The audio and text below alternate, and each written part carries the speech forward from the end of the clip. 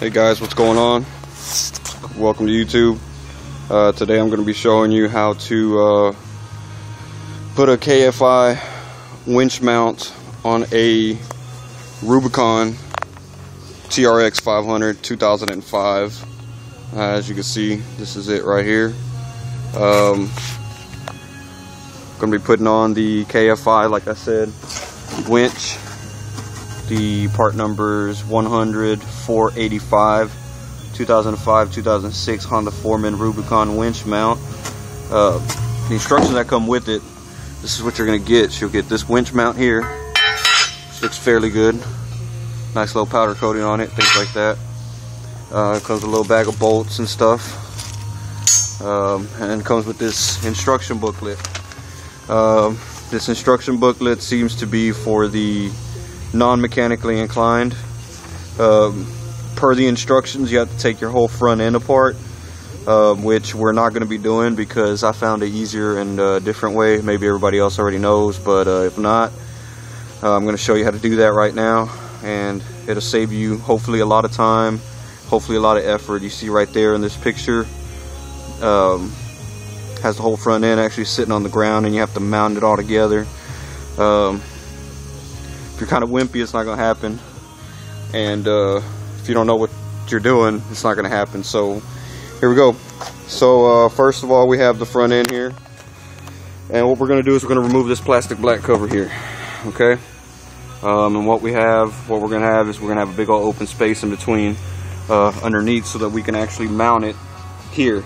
This is where the winch is going to go. This is where the winch mount is going to go, and I'm going to show you what you have to do. I've already kind of started, so we're going to just kind of go back and do something that I've already done anyway. First of all, we're going to take off two clips. There's a plastic clip here on the left side. There's a plastic clip here on the right side. You got to take a clip off tool and kind of remove that. If I can find the clip, I'll show you what it looks like. It actually looks like this. This is the clip you're going to be pulling out of there. Has a small head, little body. There you go. Alright, then you're going to have a 10mm bolt here and a 10mm bolt here on both, and then you're going to just pull it off, and then there you go. Now you got your open space. As you can see, this is where the mount's going to go. I have a little bit older bike, so I got a little bit of rust and stuff, so yeah, there you go. First of all, we're going to grab our winch mount, and we're going to slide it in. We're going to actually slide it in here at an angle, so that way it goes into the groove. You want to make sure it doesn't hit the radiator or anything like that in the back. Oh yeah, first off, my bad. There are two screws that need to come off that are actually 12mm screws, and they are these right here. These will actually come out. You'll actually be taking one off here on the left side, and you'll take off another one here on the right side. These are the main bolts you have to take off that are going to be holding the back of the winch mount. There are new ones included with the kit. Please, I recommend using the new ones. You can use the old ones if you want, but you never know, they might break. So here we go. The new ones are actually not a 12. The new ones are actually a 13. So you're going to have to actually have a 13mm, and this is what those look like. These are the new ones in the kit. They got the 8.0. 8.8 SAE rating on the top, which is pretty good. So alright, again, slide it in here, set it down, make sure it sets. We don't want to put the radiator in the way, anything like that. Alright, so you got it setting in there. It's about where it's going to sit. What you want to do is you want to line up the holes here, and you want to put the bolts in there. So you got this one, get it started. Alright, there we go. We got it started pretty good now. Alright, we're going to leave that one just sitting there. We're not going to tighten it up yet. We're going to go to this side, and we're going to put this one in the same. Hopefully. We'll see if he wants to go in. Oh, guess not. As you can see, we put this one in also, the one on the right side. and we put in the one on the left side. They are not tight, everything is still loose, okay? So that's the first thing. Next thing we're going to do is we're going to look back at the instructions again. We're just looking to see where all these bolts and nuts are going to actually go. So we're looking back, and as you can see in this picture here, my phone focuses real good. Right there where it says B1, B2, B3, you're actually going to be wrapping it here to the bar. It's actually here. It's going to be a U-joint, a U-clip, a U-bolt, whatever you want to call it. It actually goes in there, and it's actually this one here. So it comes with washers, it comes with nuts, it comes with everything you need. So here's what you're going to do. You're going to take it, and this is the U-bolt. These are the nuts, these are the washers that you're going to be using. Alright, so there's no mistaking it. What we're going to do is, we're going to come up here, we're going to slide it in between there, just like that. Alright, so we got it there. And then what we're going to do is,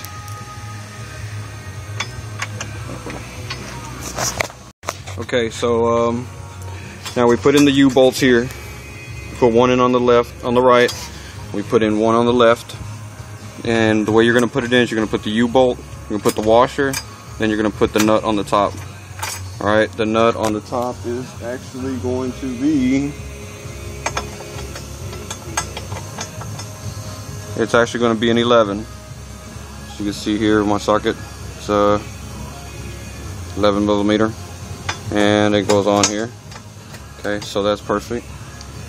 And as you can see, we're gonna have the 13 millimeter on the impact. She got me a nice little snap-on cordless impact camouflage.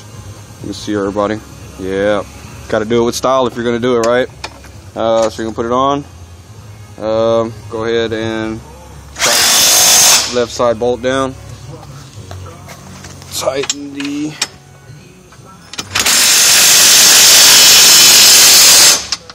right side bolt down. We're going to tighten them down real good. Make sure they're nice and tight. We don't want any slipping, we don't want any falling, anything like that. Alright, now we're going to move to the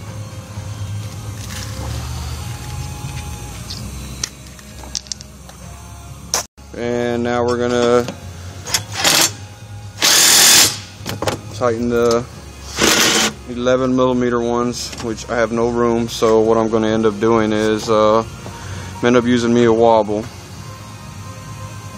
So here you go, we actually have a wobble, as you can see on my impact. It'll let it move any way you want it to, you know. There you go. So we're going to use that, and we're going to first we're going to tighten one side, tighten the other side, tighten them both until they're nice and snug. Don't really know what the torque is supposed to be, but hey, tight. To me, if it's tight enough, it's tight enough. So that's what we're going for here. I want to try to make them even.